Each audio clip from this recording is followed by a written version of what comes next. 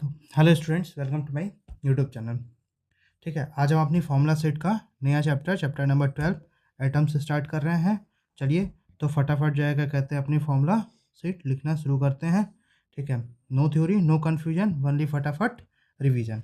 अब यहाँ पे पहला फॉर्मूला हमारा किसका है? इम्पैक्ट पैरामीटर का। इम्पैक्ट पैरामीटर को हम किससे दिखाते हैं? बी से दिखाते हैं। और इसका फॉर्मूला क्या होता है?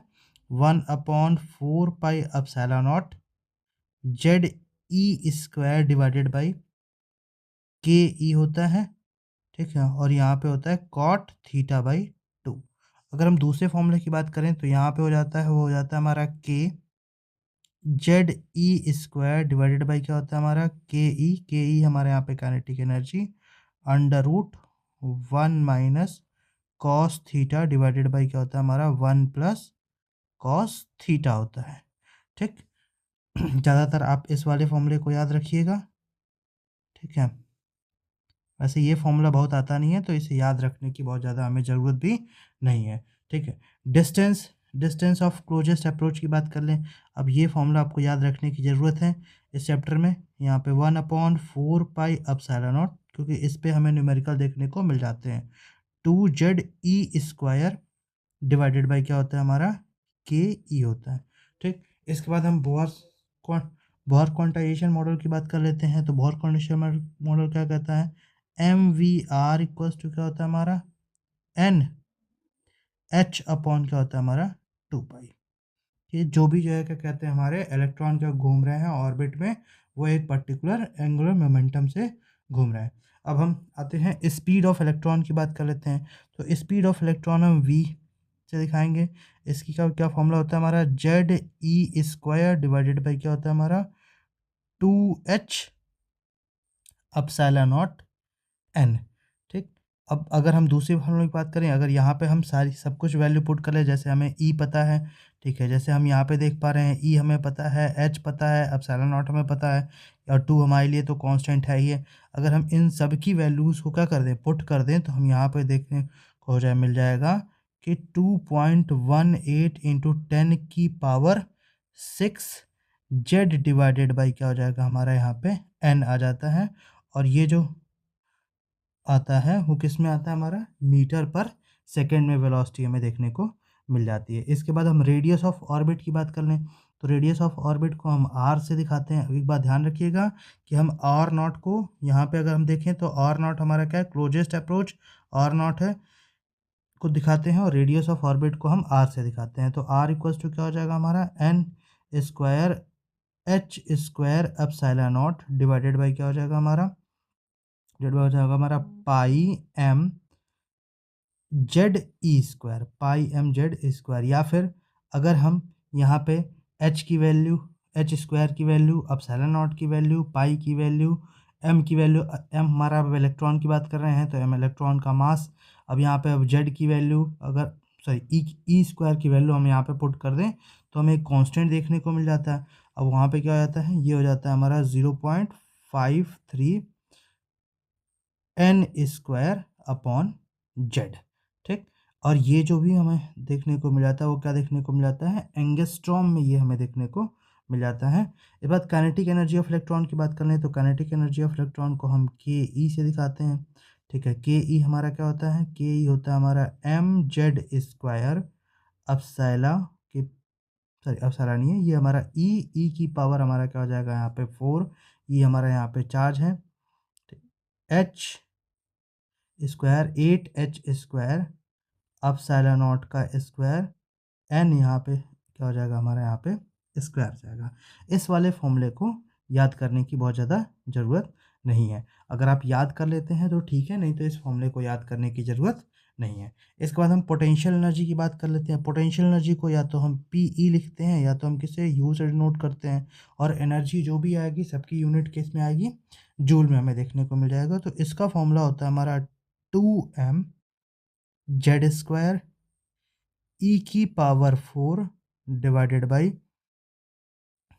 8 N square H square epsilon naught का स्क्वायर। इस फॉर्मूले को भी बहुत ज़्यादा आपको याद करने की ज़रूरत नहीं है। अगर आप याद कर लेते हैं तो ठीक है, अगर नहीं याद हो पाता है तो इस फॉर्मूले को भी आप याद नहीं कर रहे होंगे।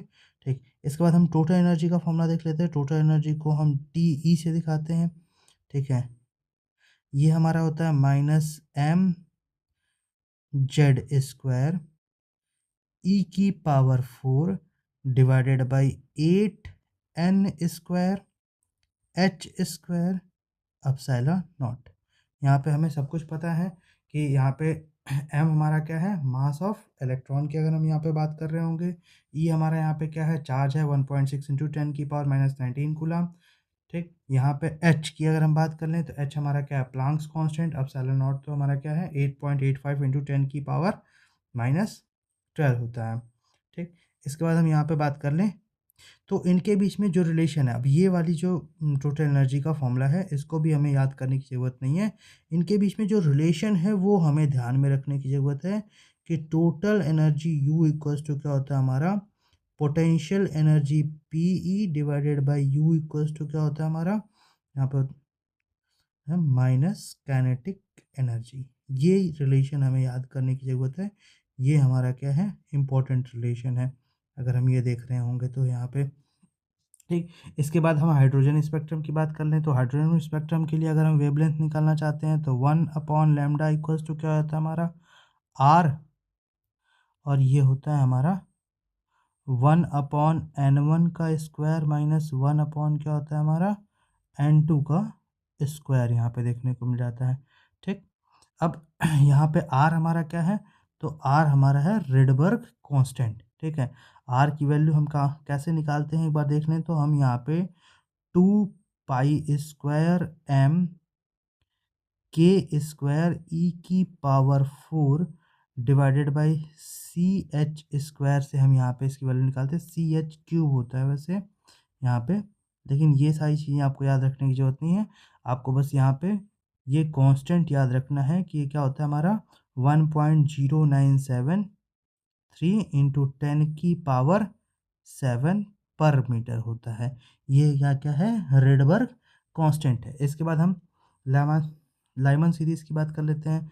अब लाइमन सीरीज़ के लिए हम क्या निकालेंगे, उसकी वेवलेंथ निकालेंगे तो 1/λ इक्वल्स टू क्या हो जाएगा हमारा, R जो है यहाँ पे हमारा क्या है, रेडबर्ग कांस्टेंट। अब लाइमन सीरीज़ हमारा क्या होता है कि कोई भी जो है क्या कहते हैं, इलेक्ट्रॉन जब वो हायर ऑर्बिट से कूद करके क्या होता है हमारा, ग्राउंड स्टेट पे आता है तो कौन सी सीरीज़ बनाता है, लाइमन सीरीज़ बनाता है। और वहाँ पे यहाँ पे हम देखेंगे कि n की वैल्यू क्या हो जाएगी हमारी 1², और यहाँ पे इस साइड हम n की वैल्यू जो हायर ऑर्बिट से कूद करके आएगा वहाँ पे ये वैल्यू पुट कर रहे होंगे। अब तो n की वैल्यू यहाँ पे क्या हो जाएगी, n की वैल्यू यहाँ पे 2 3 4 डॉट डॉट डॉट, चाहे जिस भी उससे कूद करके आ रहा होगा, लाइमन सीरीज़। इसके बाद हम आते हैं अपनी बाल्मर सीरीज़ पे।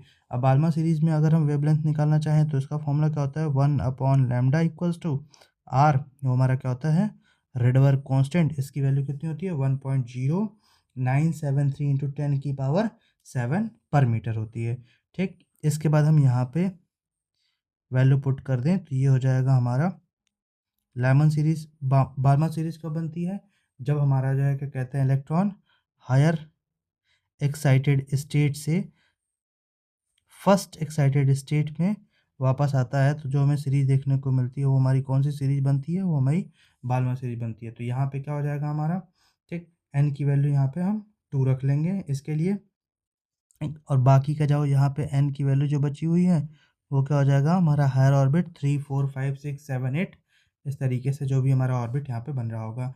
फिर हम पार्शियल सीरीज़ की बात कर लेते हैं। तो पार्शियल सीरीज़ के लिए अगर हम निकालेंगे तो 1/λ इक्वल्स टू R। अब ये पार्शियल सीरीज हमारी कब बनती है, जब हायर हायर जो है ऑर्बिट से इलेक्ट्रॉन क्या होता है हमारा, सेकंड एक्साइटेड स्टेट में एंटर करता है तो जो सीरीज़ हमारी बनती हुई देखने को मिलती है। अब यहाँ पे सेकंड एक्साइटेड स्टेट के लिए क्या हो जाएगा, n की वैल्यू हो जाती है हमारी यहाँ पे 3। बाकी ये जो दूसरी n की वैल्यू है वो हमारे लिए क्या आती है, वो किसी भी हायर ऑर्बिट से बात कर लेते हैं। वो हायर ऑर्बिट क्या हो सकता है, 4 5 6 डॉट डॉट डॉट। ठीक है, इसके बाद हम ब्रैकेट सीरीज़ की बात कर लेते हैं। तो ब्रैकेट सीरीज़ हमारा क्या होता है, कब बनती है हमारी ब्रैकेट सीरीज, जब हमारा इलेक्ट्रॉन क्या होता है, जब हमारा इलेक्ट्रॉन किसी हायर एनर्जी लेवल से कूद करके कहाँ पे पहुँचता है, जब वो थर्ड एक्साइटेड स्टेट पे पहुँचता है तो हमारी जो सीरीज़ बनते हुए देखने को मिलती है वो हमारी ब्रैकेट सीरीज़ बनती है, देखने को मिलता है। इसका फॉर्मूला क्या होता है, 1/λ इक्वल्स टू आर। ये हो जाएगा हमारा, एन की वैल्यू यहाँ पे हो जाएगी 4, और दूसरे एन की वैल्यू जिस भी हायर ऑर्बिट से आ रहा होगा हम उसकी वैल्यू यहाँ पे लिख रहे होंगे। तो एन की वैल्यू यहाँ पे क्या हो जाएगी, 5, 6, 7। ठीक, इसके बाद हम पी फंड सीरीज़ की बात कर लेते हैं। तो पी फंड सीरीज़ क्या आता है हमारा, 1/λ इक्वल्स टू आर, और ये क्या होता है हमारा 5² डिवाइडेड बाई क्या हो जाएगा, 1/n स्क्वायर यहाँ पे हो जाता है। यहाँ पे अगर हम n की बात कर लेंगे तो n की वैल्यू यहाँ पे क्या हो जाती है हमारी, 6, 7, 8, ये हो जाएगी यहाँ पे n की वैल्यू।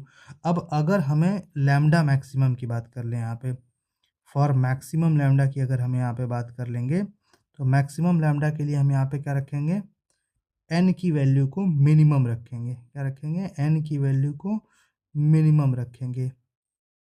ठीक, और अगर हमसे क्वेश्चन में कह दे फॉर मिनिमम लैम्डा की बात कर ले, मतलब मिनिमम वेवलेंथ अगर हमसे पूछे, तो हम वहाँ पे n की वैल्यू को क्या रख देंगे, इनफाइनाइट रख देंगे। इस चीज़ का हम यहाँ पे ध्यान रखेंगे। ठीक है, तो हम यहाँ पे इस चीज़ को याद रखेंगे कि हमारा क्या है, n मैक्सिमम, मतलब लैम्डा मैक्सिमम के लिए n हमारा क्या हो जाएगा, मिनिमम जो भी हमें दिया होगा। और अगर हम इसकी बात कर लेंगे, अगर हमसे पूछा जाए वेवलेंथ मैक्सिमम के लिए पूछा जाएगा, तो n मिनिमम रखेंगे। वेवलेंथ मिनिमम के लिए पूछा जाएगा तो n हमारा यहाँ पे क्या रखेंगे, इनफाइनाइट रख रहे होंगे। ठीक, अब यहाँ पे एक चीज़ हमसे भूल गया है कि हम एनर्जी के फॉर्मूले में जब हम टोटल एनर्जी की बात कर रहे होते हैं, जब हम सारे कांस्टेंट की वैल्यू रख लेते हैं, तो ये हमारे लिए इंपॉर्टेंट फॉर्मूला एक होता है हमारा, यहाँ पे सारे कांस्टेंट की वैल्यू रखने के बाद -13.6 जेड स्क्वायर डिवाइडेड बाई क्या हो जाएगा हमारा, एन स्क्वायर आता है। और ये जो भी जो है क्या कहते हैं एनर्जी देखने को मिलती है, वो किस में आती है हमारी, इलेक्ट्रॉन वोल्ट में आती है। ये हमारे लिए जो है क्या कहते हैं इम्पॉर्टेंट फॉर्मूला है, इसे हमें याद रखना ही रखना है। ठीक, इसके बाद हम आ जाते हैं अपने यहाँ पे कांस्टेंट्स पे, अपने यूनिट से बात कर लेते हैं। तो आर नॉट हमने क्लोजेस्ट अप्रोच देखी, उसको हमें मीटर में रखना है। इम्पैक्ट पैरामीटर की बात कर लें तो उसको भी मीटर में रखना है। रेडबर्ग कांस्टेंट की हमने वैल्यू तो देख ली थी, लेकिन हम यहाँ पे देख लेते हैं, कांस्टेंट यूज़ करते हैं 1.097 × 10⁻⁷। एच हमारा क्या है, प्लांक्स कांस्टेंट, तो उसकी वैल्यू होती है 6.67 × 10⁻34। मास ऑफ इलेक्ट्रॉन की बात कर लेते हैं तो 9.1 × 10⁻31 kg हमें देखने को मिल जाता है। ठीक है, तो चलिए ये अभी हमारा ये फॉर्मूला सेट कंप्लीट होती है। ठीक है, तो अगर जो भी फॉर्मूला छूट गया हो या फिर कुछ इस तरीके की है तो आप अपने हमें कमेंट करके बताएं। ठीक है, चलिए फिर मिलते हैं नेक्स्ट फॉर्मूला सीट के साथ नेक्स्ट वीडियो में। राधे राधे, बाय।